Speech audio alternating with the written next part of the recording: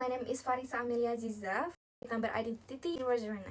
So I will answer for the question number 1. Horizontal inequality occur when economic and political inequality overlaps with ethnic identity. It creating a sense of injustice among marginalized ethnic groups in access to resources and power. And ethnic identity is no longer only cultural but becomes a tool for mobilization and a fuel for violence.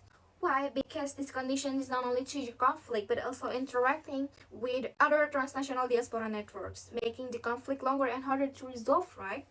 And diaspora acts as the vital infrastructure providing financial support and spreading information internationality, which allows conflicting groups to continue resistance and reduce their willingness to compromise. And from this study case, I will take it from Papua because this conflict is driven by grievance and read from the grievance due to unequal development, especially infrastructure, which creates injustice and marginalization. And next to the question number 2. Discrimination does not only create injustice, but can harden into polarized ethnic identity that encourage conflict. Why? Because this happens by ethnic identity group.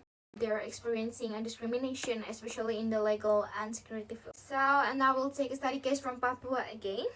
People from Papua feel marginalized because they are treated differently.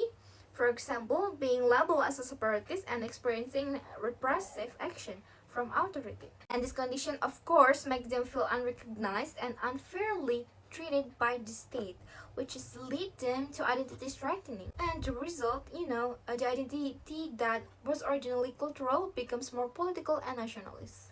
In international relations, identity strengthening does not stop at the domestic level but connects with international actors such as diaspora, global media, and international organizations. And this has created polarization, making conflict mobilization easier, gaining global attention, and leading to escalation. And last question number 3. Violence is cannot explained only as an expression of identity or emotion, but also as a result of rational calculation.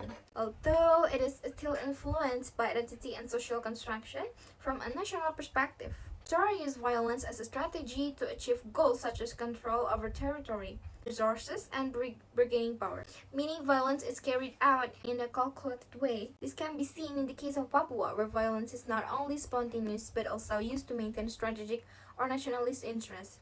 So, from a constructivist perspective, ethnic identity still plays an important role as a tool for mobilization and legitimacy.